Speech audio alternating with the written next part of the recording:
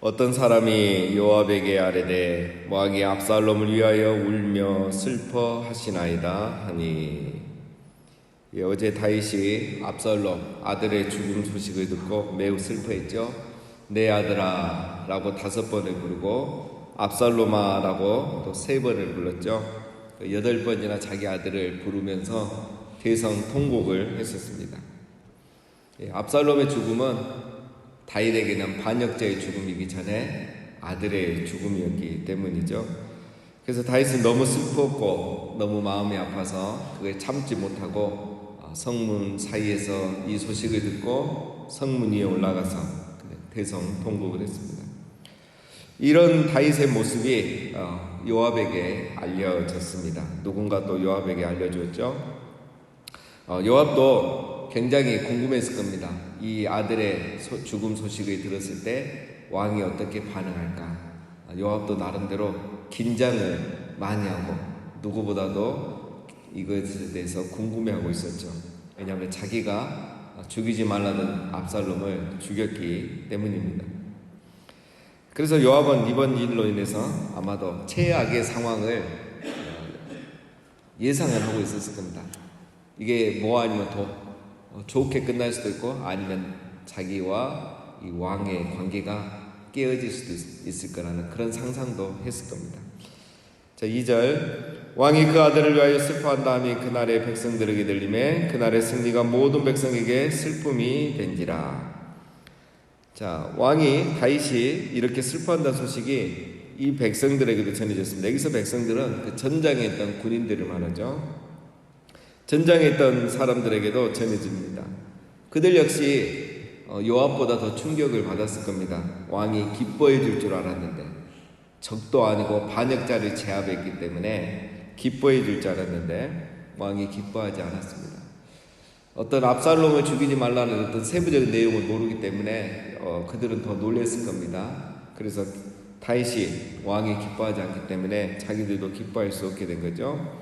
그래서 이제 안 겁니다. 이번 전쟁은 반란자의 죽음이 아니라 아들의 죽음이었구나 라는 것을 이제서야 알게 된 거죠. 그 순간 이것은 승리가 아니라 슬픔이 되어버렸습니다. 자, 이것은 요압에게도 기쁜 소식이 절대 아니죠. 반란자의 죽음이었다면 요압은 승리의 주역이 될 수 있지만 왕자의 죽음이 되면서 요압은 왕명을 거역한 자가 되어버린 거예요. 그래서 누구보다도 요압이 긴장하게 된 겁니다. 자, 3절 그날의 백성들이 싸움에 쫓겨 부끄러워 도망한 같이 가만히 성읍으로 들어가니라.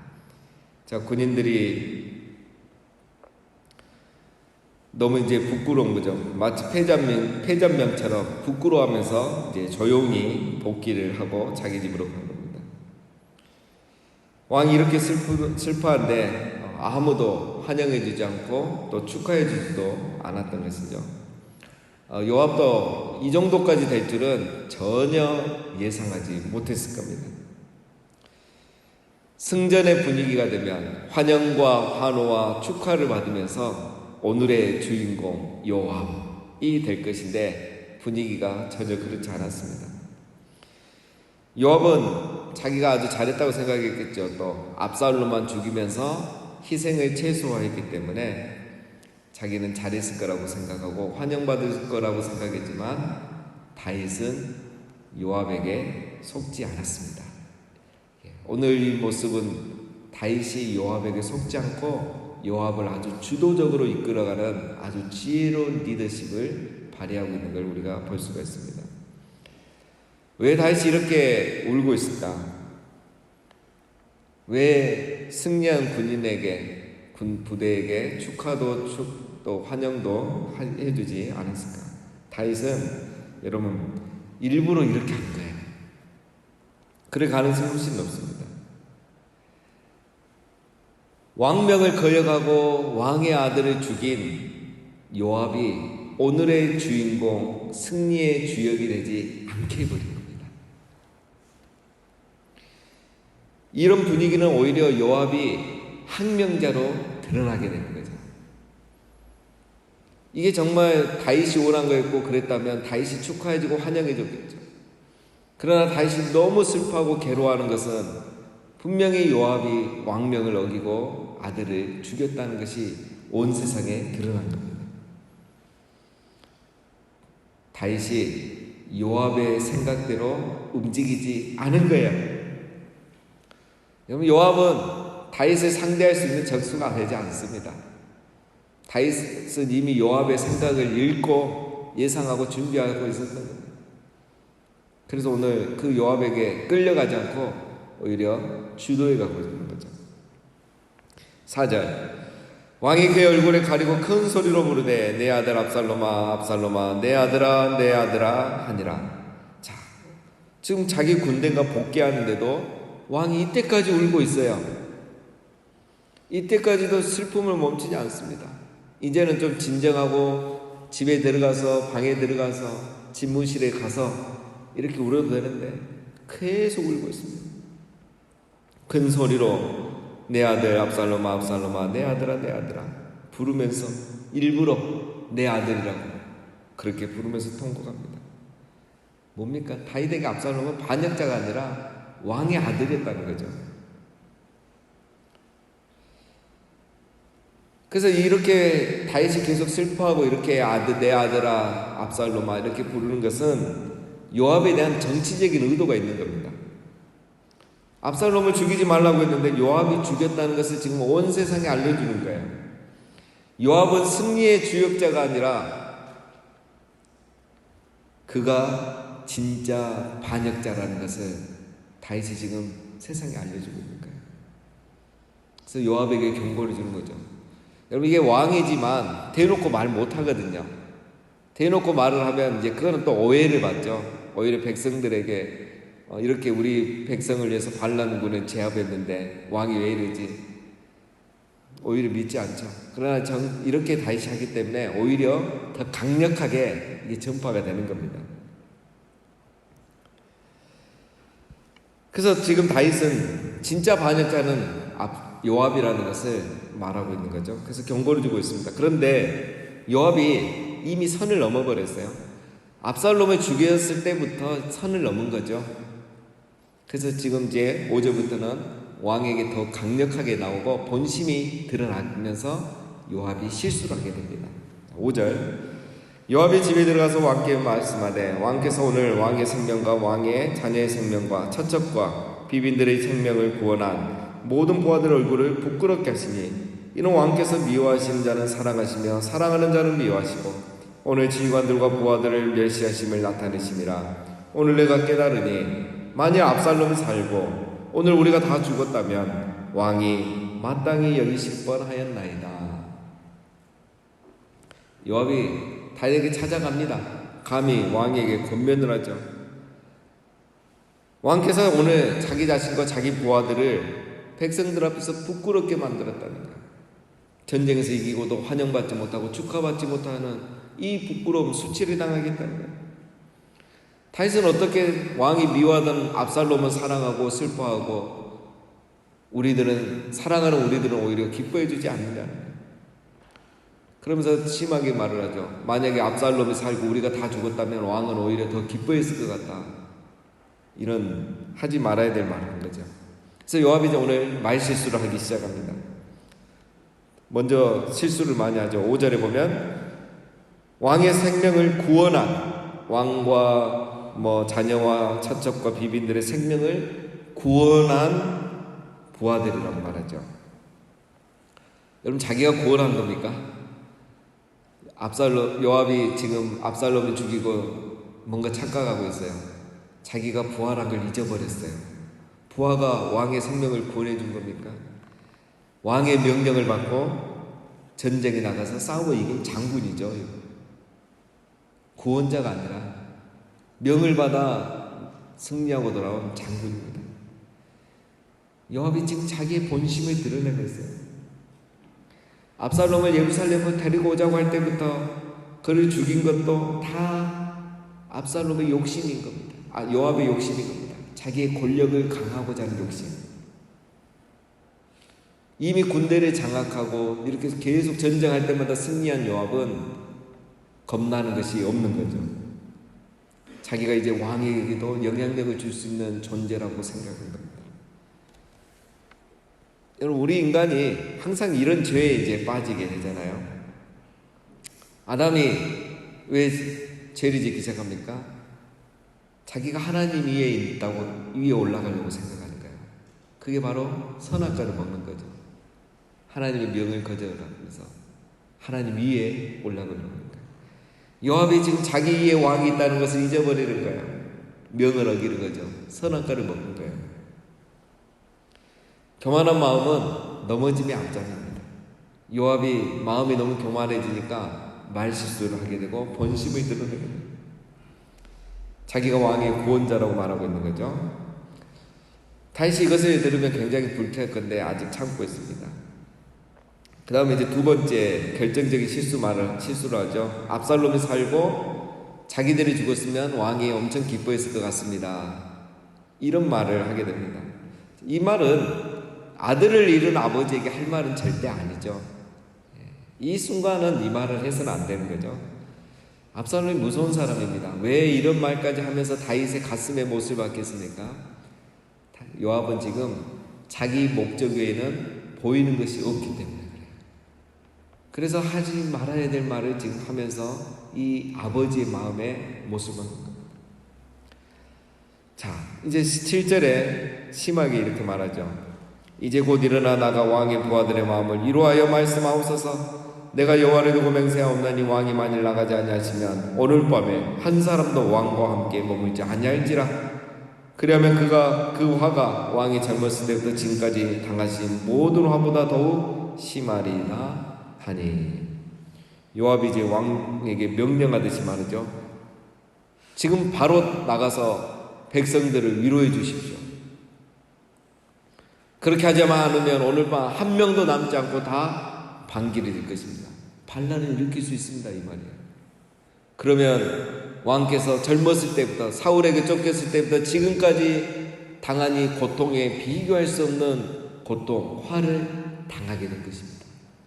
다윗을 위협하는 거예요. 아들이 반란을 일으켰다면 군대를 다 장악한 자기에게는 반역은 너무 쉬운 일이라는 거죠. 당신 나에게 이렇게 함부로 하면 안 된다. 나를 이렇게 수치스럽게 하고 나를 항명자로 몰아가면 안 된다. 지금 빨리 다시 지금이라도 나가서 당장 나가서 이 분위기를 바꿔라. 나에게 모든 공을 돌려달라 라고 말하는 겁니다. 요압이 선을 완전히 넘어버린 거죠.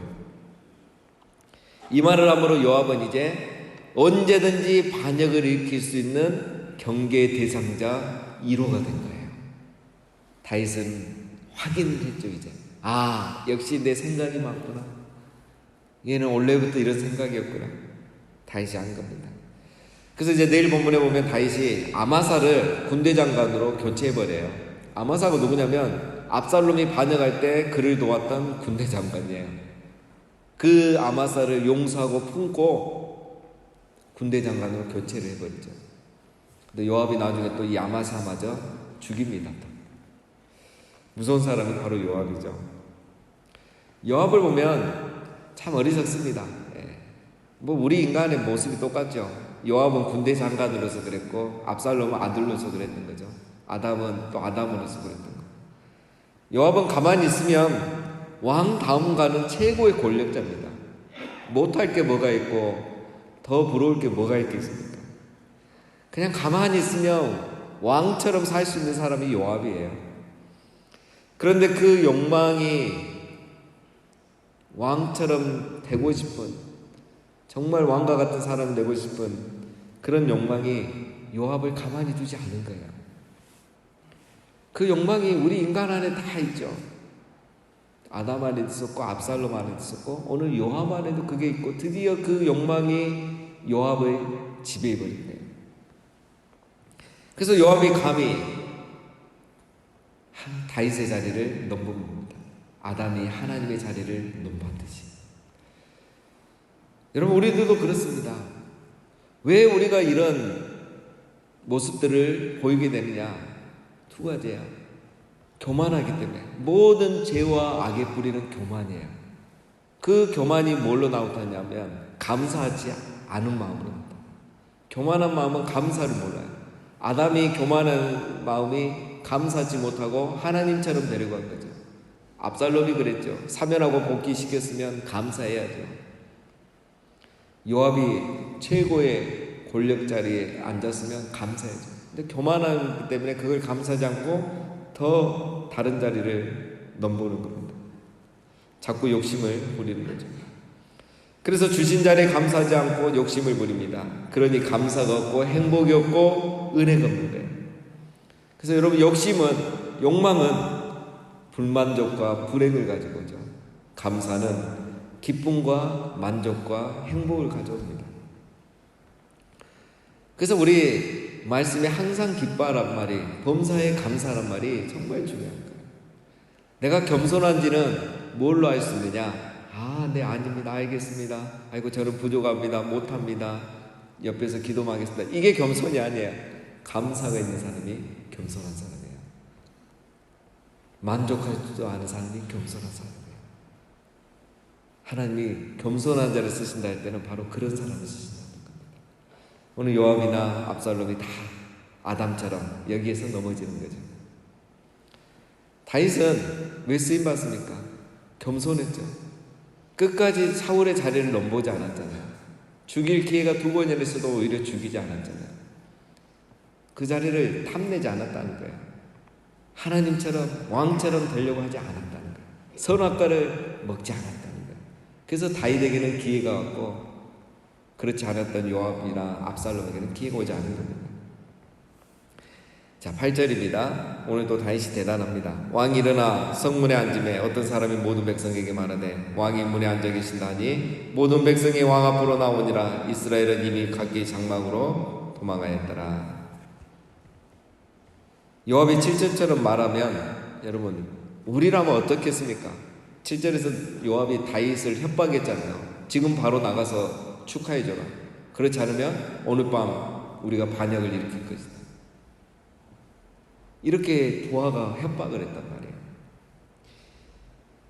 그러면 다윗이 화가 나가지고 요압을 당장 구금시키든지 처형을 시킬 수도 있습니다. 그런데 다윗은 이 결정적인 순간에 말을 아끼죠. 요압은 결정적인 순간에 말실수를 했는데 다윗은 말을 아낍니다. 요압을 처형하지 않습니다. 오히려 이 약한 이 반역의 장차 미래 반역자인 요압이 하라는 대로 해요. 그래서 백성들을 위로하기 위해서 나갑니다. 그런데 이미 압살롬과 함께 했던 군대들은 다 돌아가고 없는 거죠. 그래서 이제 내일 또 이제 이어집니다, 이 내용이. 자, 오늘 보면은 다윗과 요압이 비교가 되죠. 다윗은 여러분 자기 마음을 잘 다스렸습니다.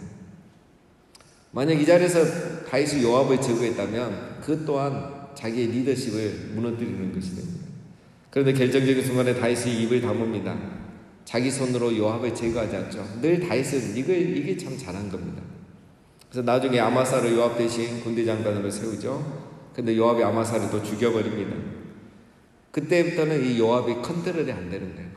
다윗이 자기 손으로는 죽이기 싫고 죽일 수도 없고, 그래서 계속 남겨놨다가 나중에 죽을 때 유언을 하죠. 솔로몬에게. 저 요압은 살아두면 언젠가 사고를 친다. 반드시 제거해야 된다. 근데 역시 솔로몬이 왕이 될 때 또 반역자의 무리에 그쪽 편에 서다가 나중에 솔로몬에게 이제 그렇게 제압이 됩니다. 자, 오늘 말씀은 자기의 마음을 잘 다스린 다윗, 자기의 욕망을 다스리지 못한 요압을 우리가 보게 됩니다. 요압은 결국 자기의 욕망 때문에 죽게 되고, 다윗은 정말 힘없는 왕, 이 군대 장관 앞에, 자기 부하 앞에서 비참하고 처참해 보이는 왕이지만 잃은 것이 없습니다. 오히려 다윗은 끝까지 왕위를 유지하고 하나님 앞에 쓰임받았고, 그렇게 욕망에 사무쳐서 모든 권력을 다 손에 쥐었던 요압은 결국 사라지게 되는 겁니다. 여러분, 우리 사람이 욕망이 없을 수는 없습니다. 그러나 성도는 누구입니까? 욕망을 다스릴 수 있는 사람입니다. 우리가 어떻게 교만하지 않을 수 있습니까? 교만한 마음이 있을 수 있죠. 불만족이 있을 수 있습니다. 그래서 욕망이 생길 수 있습니다. 그러나 성도는 욕망을 다스리지 않습니다. 우리는 다스릴 수 있습니다. 갈라디아서 5장 24절에 그리스도 예수의 사람들은 육체와 함께 그 정욕과 탐심의 십자가에 못 박았느니라.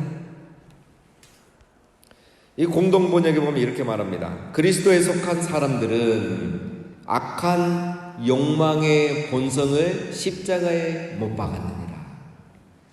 그리스도인이란 누구냐? 악한 욕망, 선한 욕망도 있고 악한 욕망도 있고, 이 악한 욕망은 십자가에 그리스도와 함께 못 박힌 사람이 바로 그리스도인이라는 거예요. 그리스도인은 바로 욕망의 본성을 십자가에 못 박은 사람. 바로 이것이 우리가 살 길입니다. 우리는 늘 선악과의 유혹을 받고 삽니다. 아담만 받고 산 게 아닙니다. 오늘 하루도 매일매일 살아가면서 그런 유혹 가운데 삽니다. 그 욕망을 이길 수 있는 길은 말씀입니다.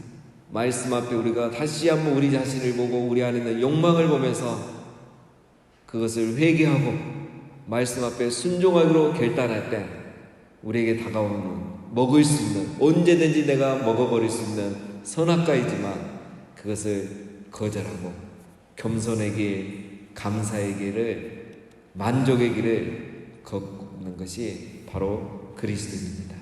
오늘 하루도 우리 안에 있는 욕망을 십자가에 못 박고 말씀 앞에 우리 자신을 순복시키면서 하나님의 순종 안에 살아가는 우리 모두가 다 되시기를 주님의 이름으로 축원드립니다.